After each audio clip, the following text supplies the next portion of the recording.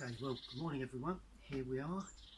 Unfortunately, we're not allowed to go out painting on plein air, so I'm going to do something in the garden today. I'm actually going to paint my studio behind me, so I'll lead you through the painting process.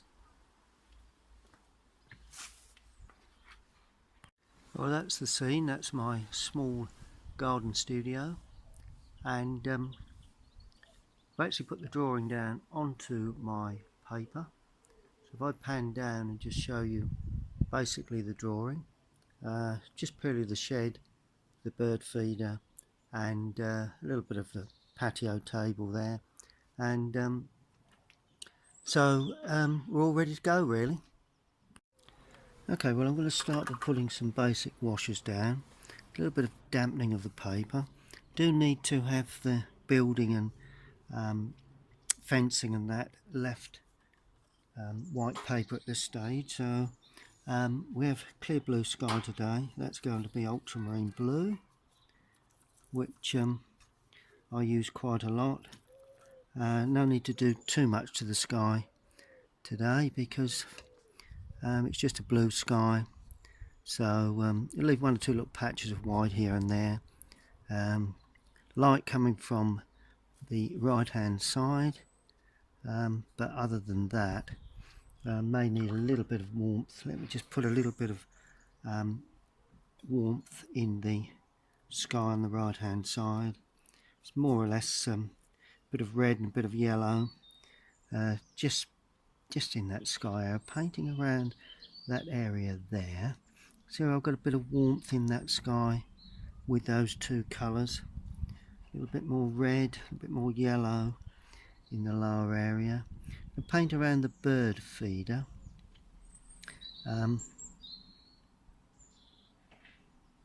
Paint around the roof line, the guttering. I'm going to leave one or two little areas unpainted. The bird feeder is quite important in many ways because it's got light on it, so we need that to be fairly light. Keep the fence light under there, just very loosely. We're not looking to depict anything with too much detail, just trying to keep this wet as we go. There we are. I'll pull a little bit of that up in, and that pretty much does it for the sky. Nice and cool over the back. Going to show you how to put some background colours in shortly. That's another feeder there, just a little line down there, just to try and give an impression of the metal. Good. Now before that completely dries, I'm going to put in the dark, anything that's really far distance, and we've got some far distant greenery there, so I'm going to use ultramarine with raw sienna. More ultramarine than raw sienna because that will give us a feeling of distant trees, which is what we're looking for. It's not summer yet, but we'll depict this with a little bit of greenery. A bit more yellow in there just to give a little bit of local colour to some of the trees. Just really depicting something in the background really.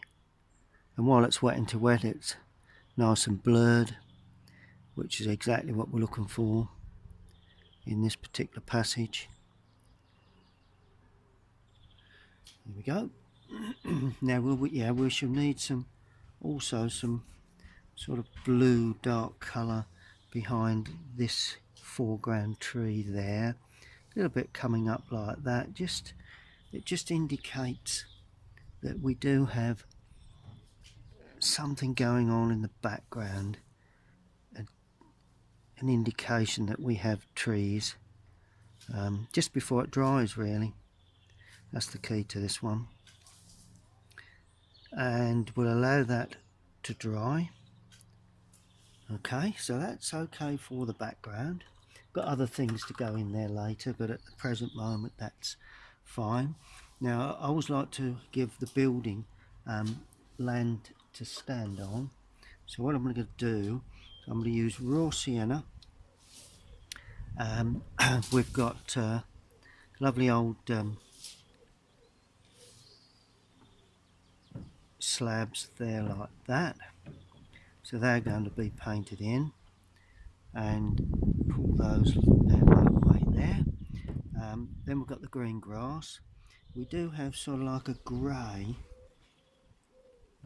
pebble stonework, which these three primaries really grey, red, yellow and blue, and I'm just going to leave one or two little white patches here and there that just indicates a rough stone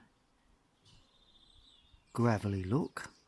And within those slabs we do have some more brilliant colour, so it's more like burnt sienna perhaps, just dropped in. One or two of the slabs are a slightly different colour and tone. Can I see red? Perhaps a bit of light red here and there. That's that. We've also got an edging. There is the fence. Let's get that grey fence in. There again, grey, three primaries. Going to use some ultramarine, alizarin crimson with raw sienna. There we are. And that gives us that lovely grey to that fence. It will be in shadow, so we can be quite dark with that straight away. Whatever you leave white will in effect be the objects in the foreground, and we do need to leave plenty of white at this stage. You can always make it darker, but you can't go lighter with watercolour, as you probably already know. But those of you that are new to painting, we don't use any white paint, we just purely use the white paper. I'm going to go a little bit darker with that in places, because it does need to be quite strong in tone, so that, and the brush strokes are down purely because that's the way the fence stands. There we go. That fence is in sunlight, good. Okay, now just going to put some colour in the foreground now. It's just purely cadmium yellow with Prussian blue. Just a rough, keep plenty of yellow in there, purely because we do need a bit of warmth to these foregrounds. Always pulls the foreground forward. And I'm going to paint around the patio table at this stage. There we go, that's good. So we're more yellow than green at this stage, but as I come forward I'm going to do the sections between the patio table, chairs, and down like that, and that section there. It damps the paper really, because these will be in sunlight. And as I come forward, add a bit more blue, a bit more yellow, strengthen the green, because as you work your way forward, the green appears stronger. That's the general rule of thumb when painting. There we go. They are more or less the first washes, so we'll allow those to dry. Okay, well that's the scene in hand, and that's the first washers, just laid it in. Begin to see the shape of the building, little shed there, and patio table, just about got that in the foreground, thought that leads the eye in. Next stage will be putting a bit more detail in onto the overall subject. Going to put it, let's fill in the get a bit more tone to this. Let's fill in the shed. Shed's quite sort of dark brown, needs a bit of warmth, so I'm going to use burnt sienna and burnt umber for those two colours. Burnt sienna, we'll start with more burnt sienna on the front where the sunlight is. We'll add more burnt umber on the shadow side. So this is the nice sort of dark. We'll add a little bit of blue to that just to darken that up a touch, but it's got still fairly warm. And we do have the guttering, and we do have sections, so it's not a bad idea to show those sections. Don't depict them religiously in every individual section, but just or when we've got the window panel sections like that, and then we've got cross sections here which need to be just suggested more than window sill. Got to watch your perspective with this, and then we just pull. Notice how I'm allowing a little bit of lining to come through, but I'm not actually religiously leaving every single line. I want to treat this as if it's an old, well it is an old building, so it's got to be treated as such. Trying to hold perspective, because that's quite important. Going around, painting around objects that stand in front, because they will be lighter or could be lighter. We've got a corner here of the building, and sections there running through, corner of the building, and then we have the wood surround. Okay, so that's more or less it. That's good. Right, now we're going to do the more of the shadow side, so we might as well get that in as such in a shadow colour, I suppose. Will give us the opportunity to see the light and the darks of this subject. So that's the shadow beam of wood, and then we have corner there, got the door as well, and we have sections running across like that, and we have that corner runs straight down there, window frame, and then these sections. It will need a another wash of colour, that's why it's still quite light at this stage, but it gives us an idea that that area is in shadow. Yeah, that's pretty much does it, I think. And the door, inside of the door there, pretty much burnt sienna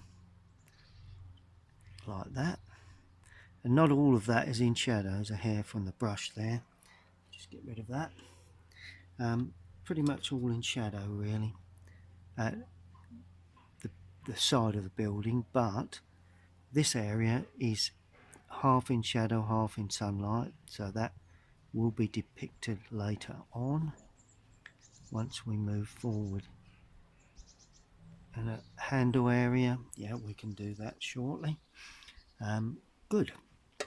Okay, now we have the fencing in the background there. That's also quite rich in colour, so we'll use that. Put a bit of light red with that just to ring the changes a little. Always nice to have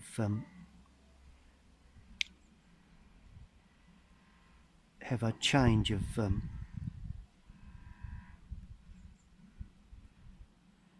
colour if you're changing the area of the fencing. The post's a bit lighter, and then we go a little bit darker again, more burnt umber, although it's sunlit, but some of it will be in shadow. Is this there you go. So is the old storage box to the right, the left hand side of the shed, and that's also sectioned as well, but we're not going to show every single section with this, purely because if we do, we end up getting too much detail in there, which and that's a couple of doors on there again, leaving some bits of wood showing like that. That's good, and there is a section of wood down there. See the way we're gradually getting the painting to come together. Just a couple of little splashes there, just remove those.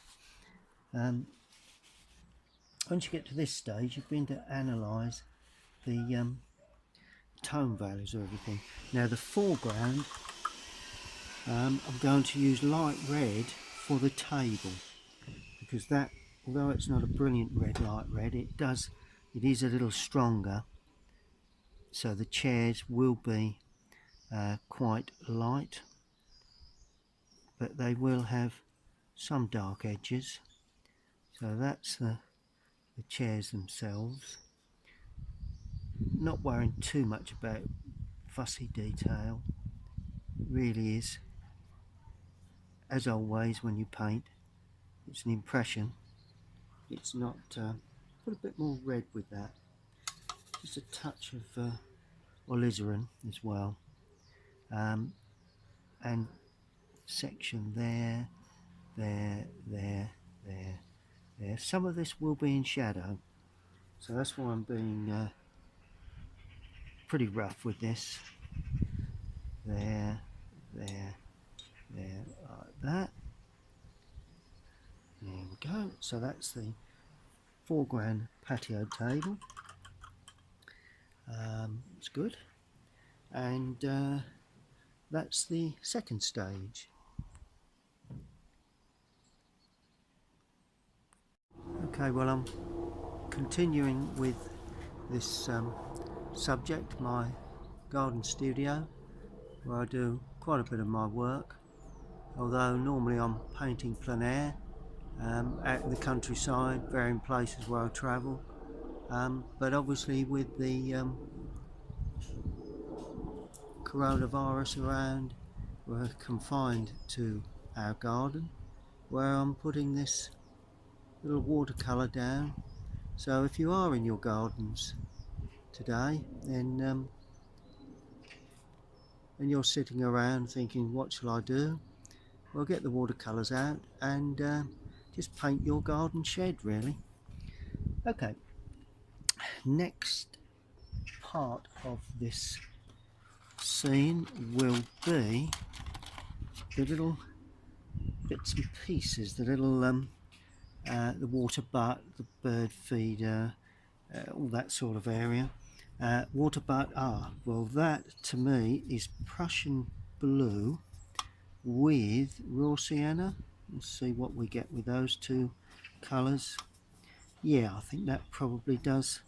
It's like a light green. We'll put the shadow side in at a later date, but that's like that. Remember, when you get a ridge of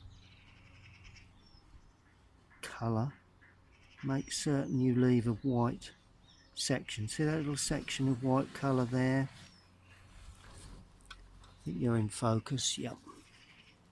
Little section of white colour. Always be aware that you need that, because if you don't, then you're going to you're just going to lose that edge. Really, there will be shadow. Now we're using a very light red, because I want the bird feeder to stand out fairly light. So there's a little area there. We've got the main section. Some of this will be in shadow, and it's purely an impression of it. It's not in no way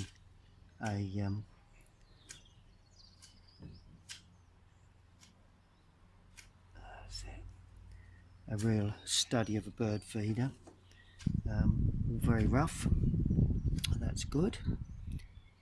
Okay, let's just do those sections there and that bit of wood there. Good.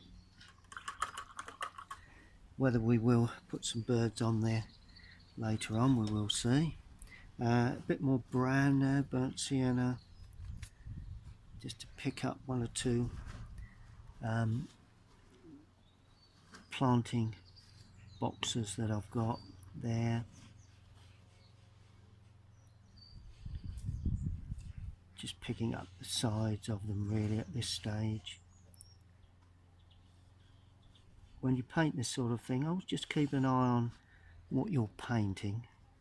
It's always quite important that you get the shape as near as you can. It's not vital, but it does help to get a bit of shape to it. And there is a,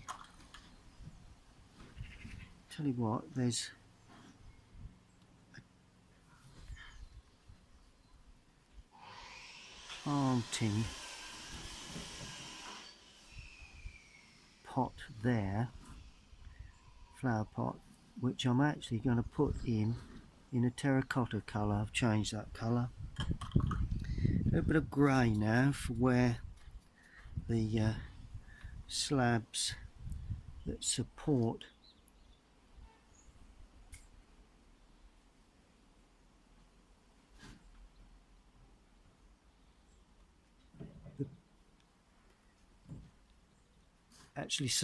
the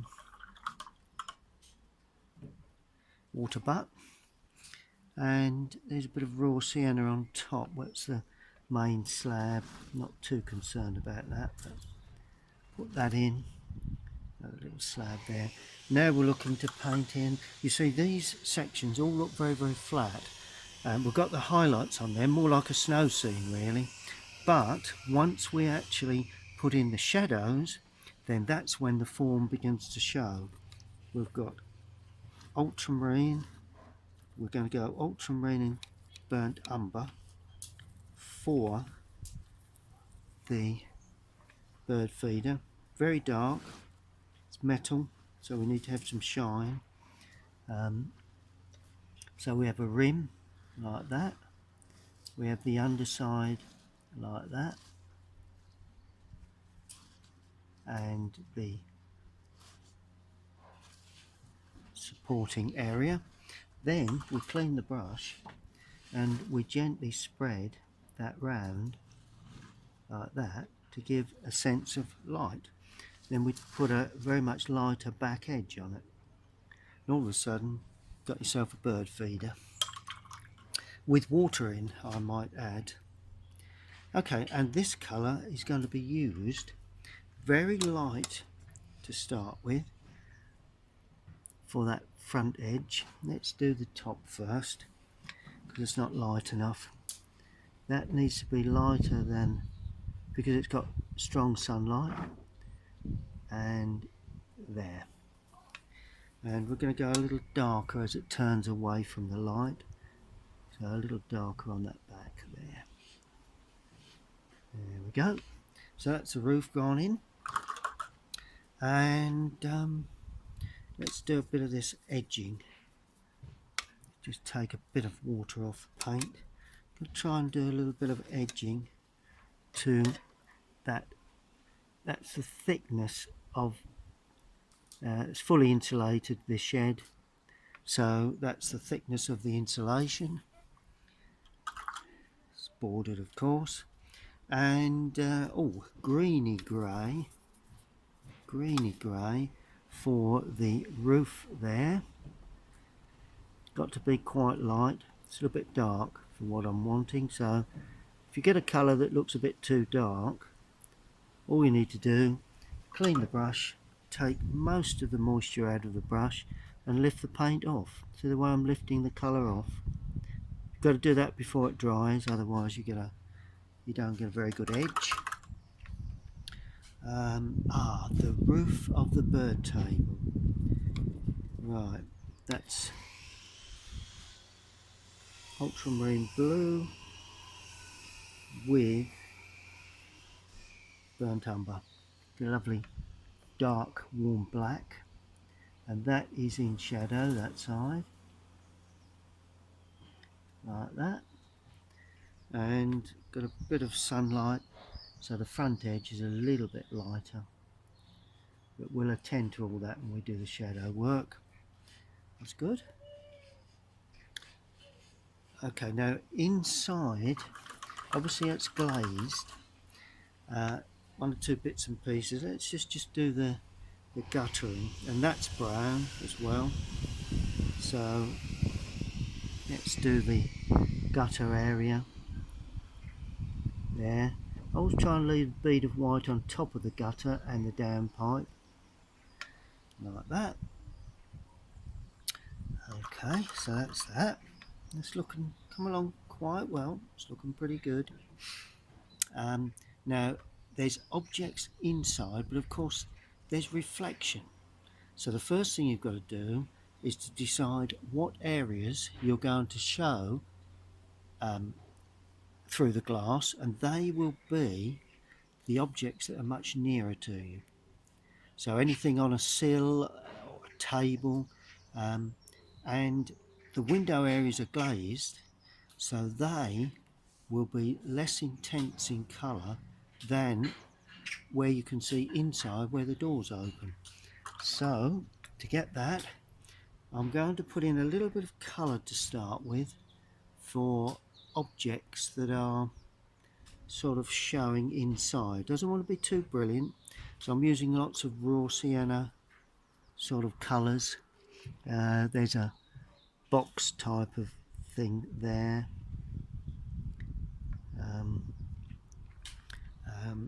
Little bit of red, just a touch of red. It's used a different red to the red we've used on the building, so that's more Indian red. Let's try a bit of Indian red. Nice to have a little bit of red colour there. We do have, I'm going to use a smaller brush for this, my logo that I always show in the windows, and that is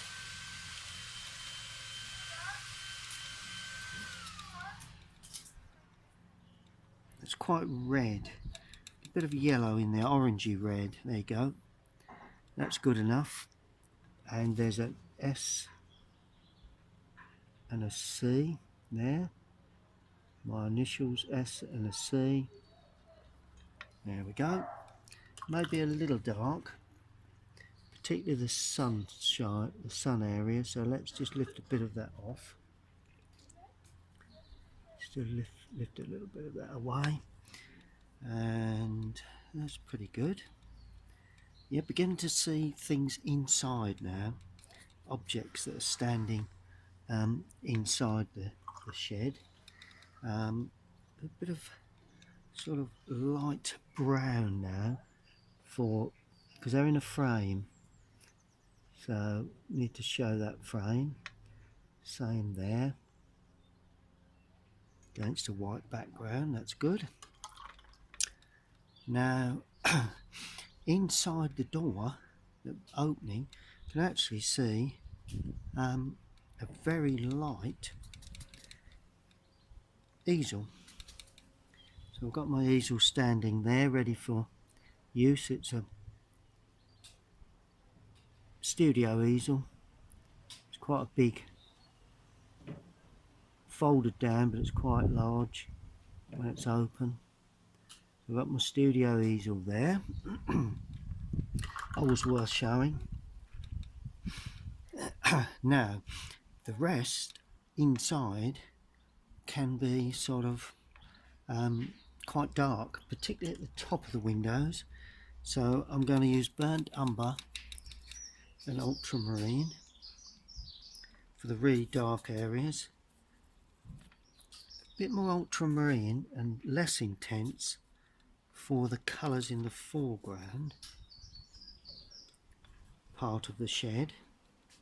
Let's just try and pick up. Soon I have it more blue than red or brown, purely because maybe that it's showing a little bit of the reflection of the, there we go, a little bit of reflection, so a little bit more blue in there.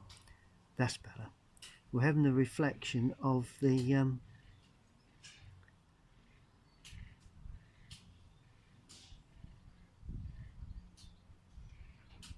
probably the, see, as I say, reflection of the sky. Very, very dark there. A bit more blue. I always like to see dark areas in a window. And we use a damp brush just to soften. See where the edge of that just hits that background colour, and just pull that down. Put a little bit of something going on in there. Always a good idea, and then you can just stroke in a bit of reflection. Don't use too many brilliant colours within the windows, otherwise you end up, looks as if you've got a fire going on inside. So it's always a good idea not to use too many brilliant colours, and because they're within the shadow area inside the shed, they would be quite wouldn't be very intense anyway. And then just drag the colour down like that, showing one or two little touches of objects inside. That's good. Now this one is the same. See the way I'm gradually building up this film of a window with its reflections. There we go.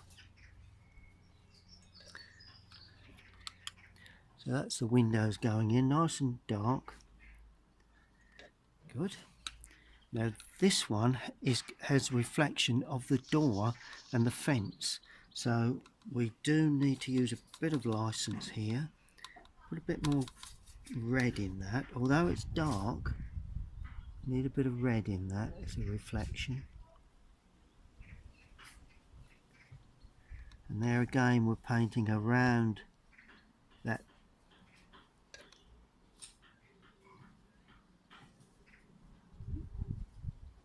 picture frame inside the window.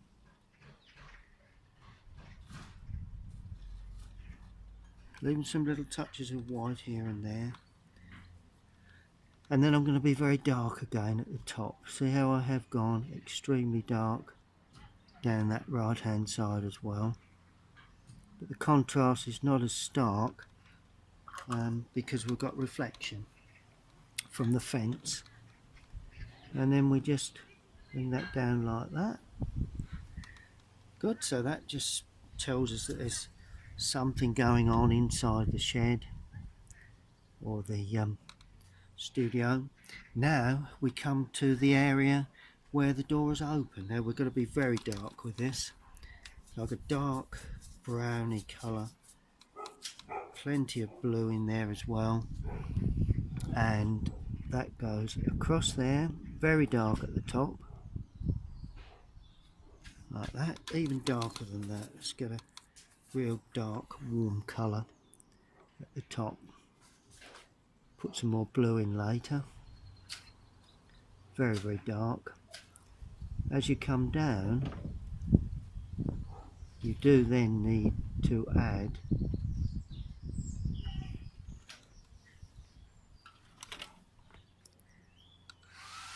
blue. Painting around the easel. Yeah. I'm going to add put a damp brush into that down there, because there's sunlight going in there, particularly in the lower area, like that. There we are, and there is a box and one or two other bits and pieces going on inside.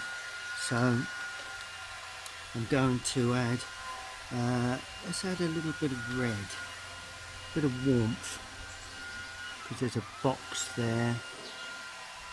A little bit of dark to that as well, just to show something happening inside the shed itself.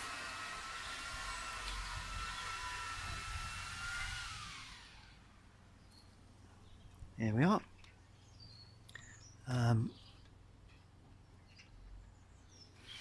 Good. Okay, right, let's deal with them bird feeders. We'll just let that dry. Well, the bird feeders need to be put in, because I've left plenty of white there. Gives me the opportunity to put one or two shapes there. Could be some blue tits and what have you. So let's get those in first before we go too far. Check you're in focus. Yep, I think you've got a nice focus on that. Good. Okay, blue tits, cobalt blue. Not all blue, obviously, but they do have little touches of blue and a bit of yellow too. A bit of cadmium into that.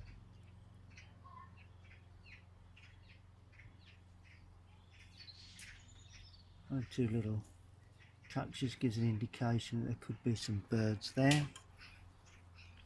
A bit more blue here and there. That's it. There, lovely. Okay, now we need to pick out the green of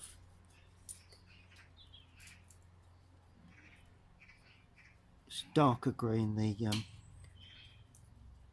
feeders themselves, quite dark, so let's use plenty of, I'm going to use Prussian blue with a little Indian red.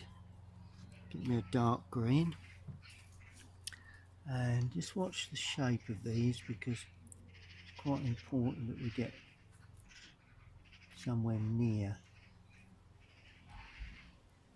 the shape of these feeders correct. Another small one here, and another small one there.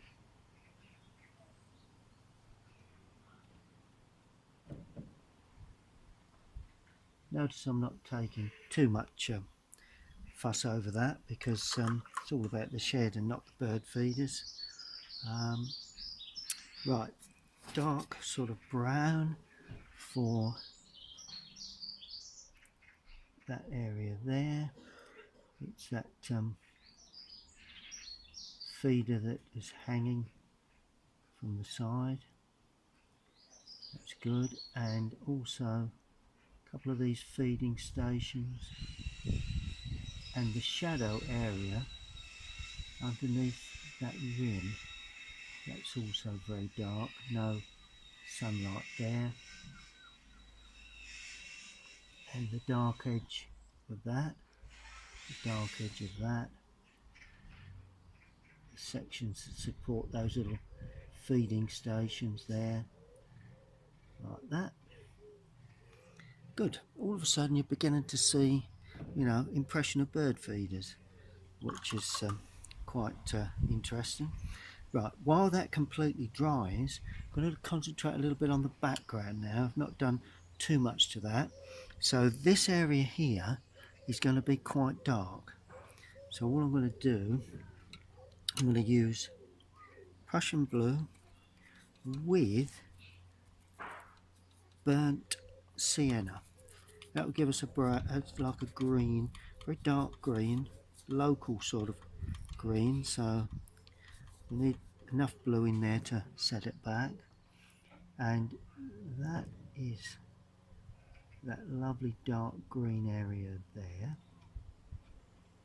At the moment I'm lining the shed, not worrying about the look of the green itself, just lining the shed at this stage, because what you leave is the shape of the shed itself. Go. Now we can add a bit more yellow to that to lighten the mix and spread it up like that. Then all you need to do is use a damp brush just to blend a bit of that out towards the feeders, really. Not too much water, because that needs to be kept very loose, very weak. It's really just a matter of introducing a dark colour around that right hand side of the shed. I always think it shows up that corner of buildings if you get dark colour for buildings, and I'm just stroking into that just a little bit more local colour just to make it more like a shrub.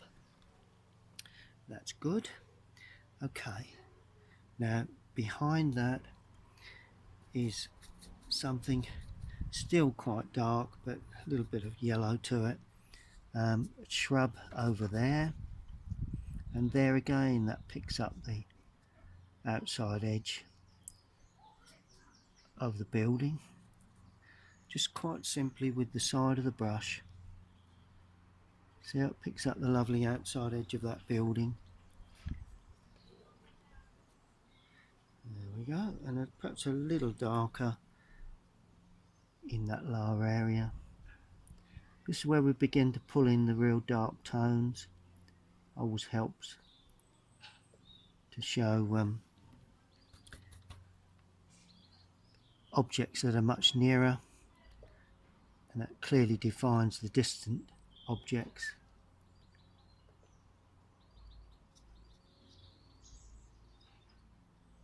That's good. Now we've got a little bit of real yellowy green for the buds. It is sort of spring or coming into spring, so we've really only got buds to some of these trees. So that's like that. Good, just very roughly painted in. Once we get the branches to that will show up quite nicely. And we do have a little bit of quite bluey, sort of distant, not too strong this time, colour in the background here.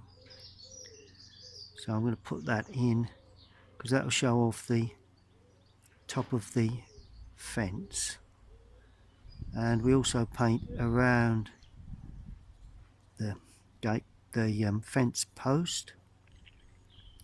Notice how I'm not being too particular over this, and I'm going to soften that as well so we've not got too many hard edges with a damp brush, like that. Good, so we've got darks beginning to come around the top of the roof of the building. Now dark brown, or fairly dark brown, it's burnt umber really, for this laburnum tree there.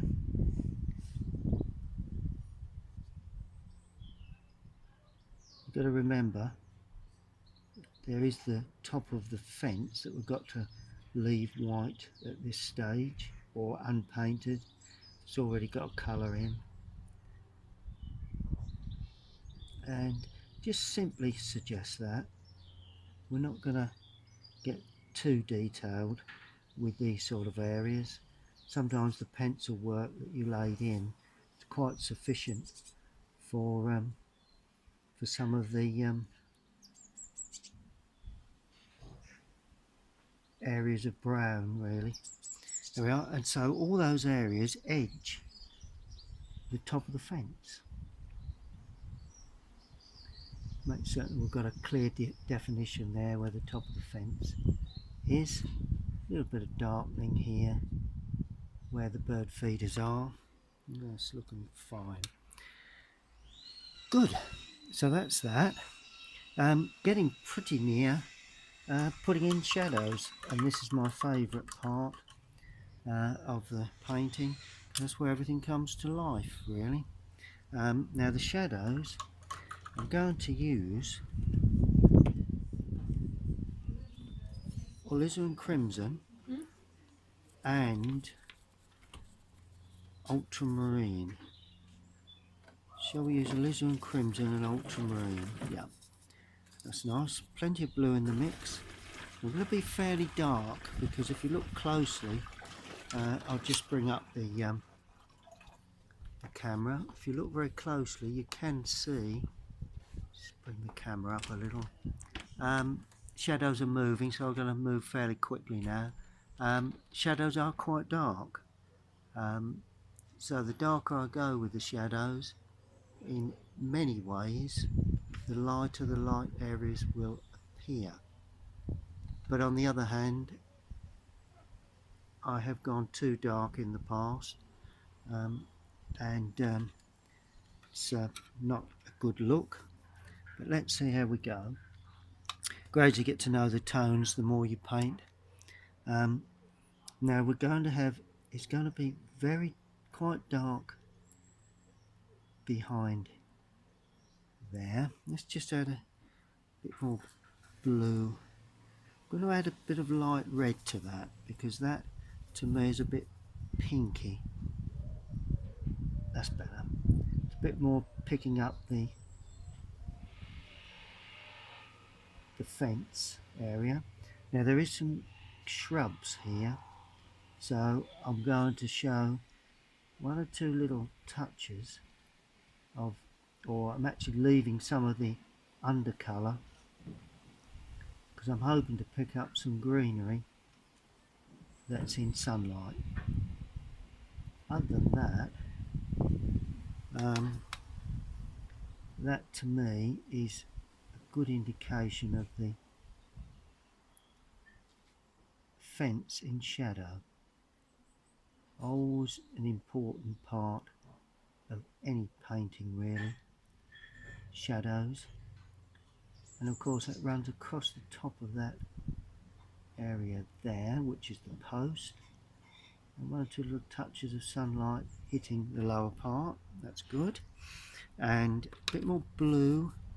I'm actually going to stick more to blue, ultramarine blue and light red, because I just feel at this stage it's more or less the shadow we're looking for. Put that on there because that's in sunlight. That's in shadow. We're going to wash a bit of shadow down the edge and on the underside of that. Also some shadow just coming across that bird feeder. Be a little weaker for that.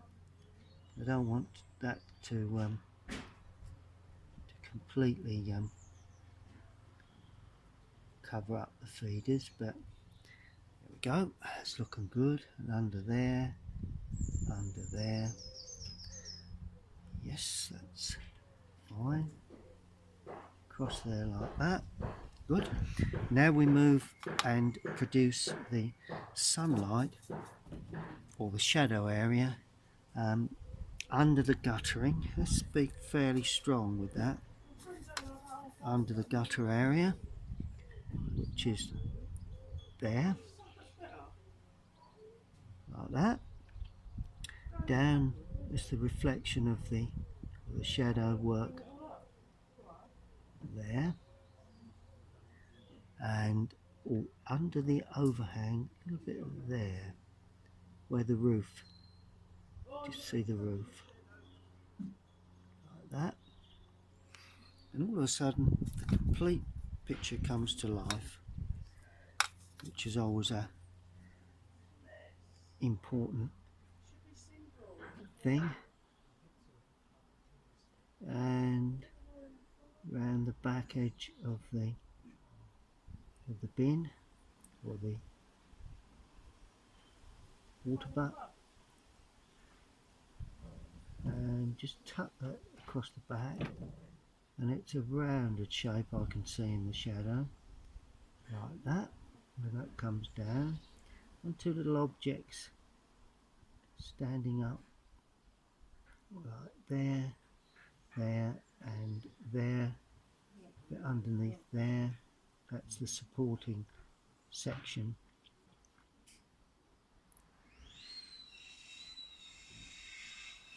Yeah, it's good. All of a sudden the water butt stands in clear relief, and then we've got sort of like the rounded shape of the reflection of the objects there, that area there, underneath of course, down there, a bit of reflection there, back edge of this, like that, back edge of that. Notice how we're getting all those lovely edges coming through now. Feeling of sense of sunlight hitting those boxes and everything that's going on in there, under there, and around the inside edge, like that. And of course the back of the shed and underneath, because they're all casting a shadow underneath, and all of a sudden they sit neatly into the ground and the edging. And now we can pick up a little bit of shadow, the inside of the window sections there. See that? Because they actually sit back a touch. And the sill, mustn't forget the sill area.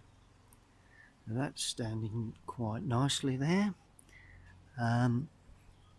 Right, now the side of the shed. Going to darken that as well. It does need this sort of nice shadow colour, like that. Down there.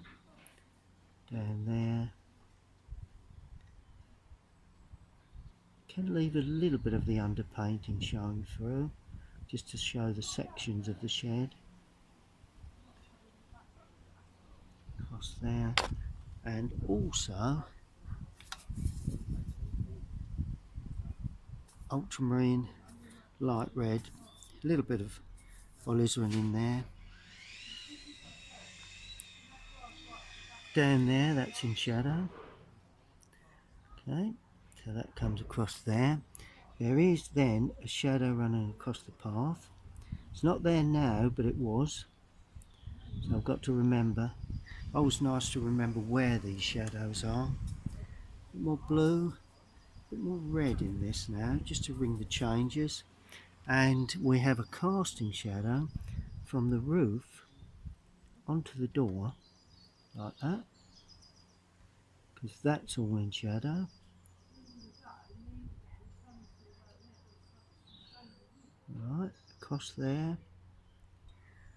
That's good. But we're going to leave that light because the light's shining in through the windows. So that's a good thing to do.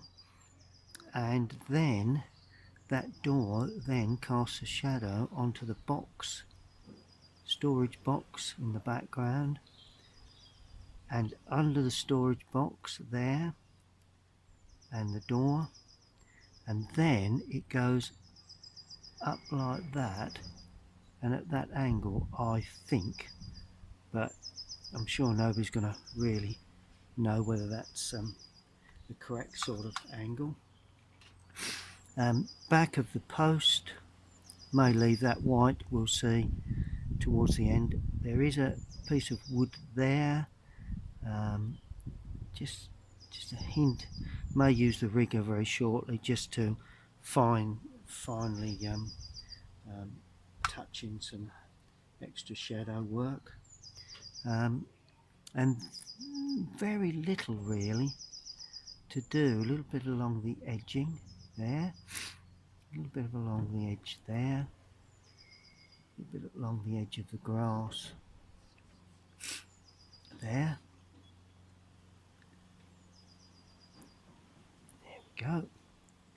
1 or 2 little touches there, and then finally we have a shadow that actually comes across. And I'm using more red in this because this is foreground. We're onto some of the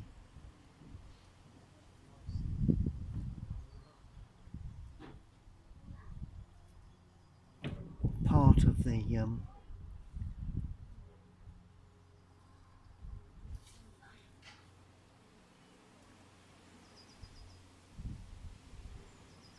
area of patio table in the foreground, a bit more red, and that sort of like spreads across like that, really comes from that bottom right hand corner, a bit more blue in there, deepen it up as it runs out of picture, because that's where the fence casts a shadow, and there is a trellis fencing, so we may as well show that in its form because that shows the trellis work. And then of course we have underneath there would be a shadow, although this is not in shadow, and it's all down the left hand side because of sunlight coming from the right, and a little bit on there.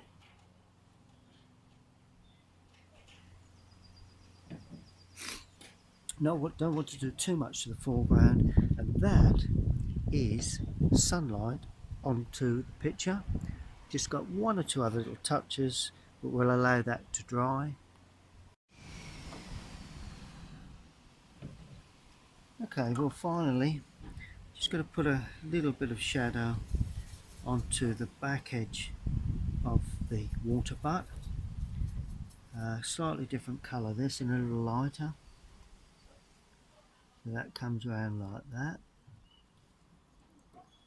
Right, and of course underneath, and there is a rim for the water butt there, so that needs to be depicted.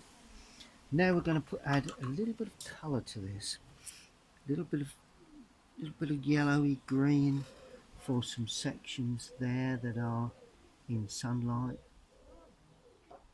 just to give a bit of interest. Yellowy green again. I mean, this is spring, so there are 1 or 2 little touches of things happening here, which is always a good sign of spring. You put some real local reds in. It's where I use a cadmium red. Always a good thing to do, to show little plants and objects. Just never been one for depicting these objects in a clear way. It's always a good idea to more interested in this in the studio itself, really. And now there's going to be some dark browns for the supporting sort of little bits of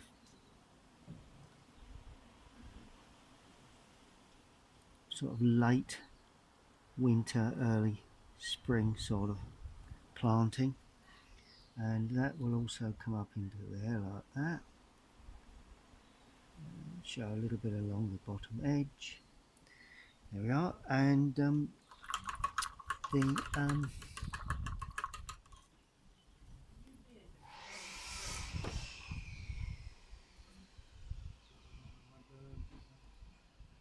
little bit of pinky colour, bit of off sort of red pinky colour. There is an edging along here, maybe a little strong, that's a little dark, so I'm going to lift that away, just damp the brush again, just lift it away. It's a pinky red sort of colour, like that. For the edge, it all gives a little bit of interest. Now, final little touches. My favourite part is to pull it all together with a brush that points well and some dark paint, burnt umber, ultramarine, and there is a small handle there that needs to be depicted. We do need to show up the inside of that window there, like that. A little spider on there. Back edge of that. Just going to show just a hint of a section there.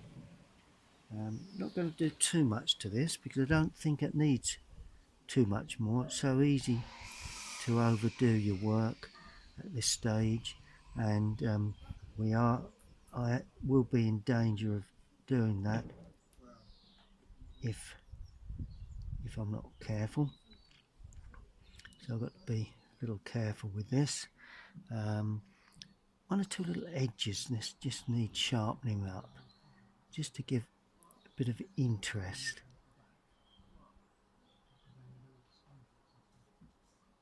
A bit of roughness to the top of that shed, because it is that sort of thing.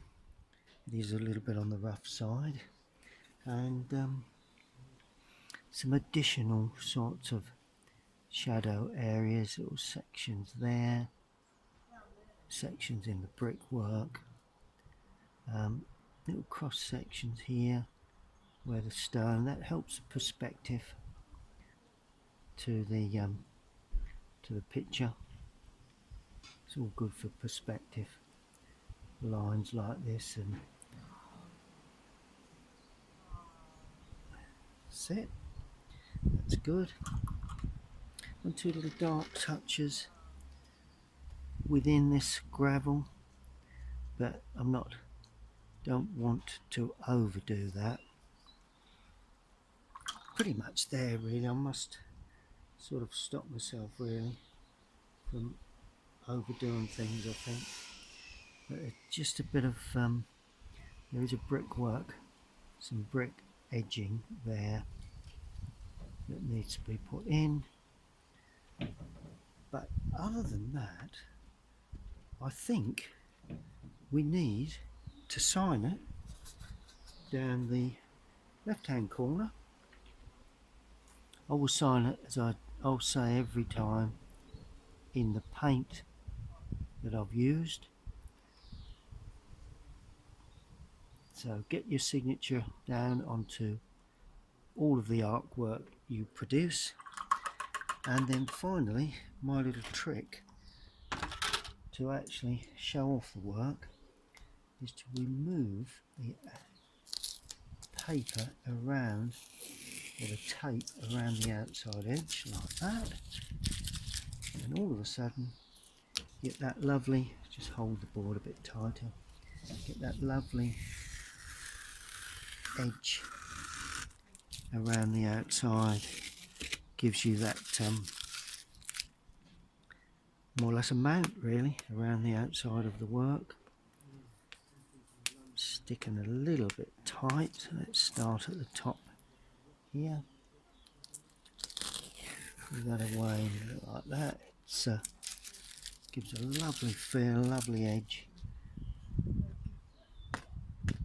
to the work.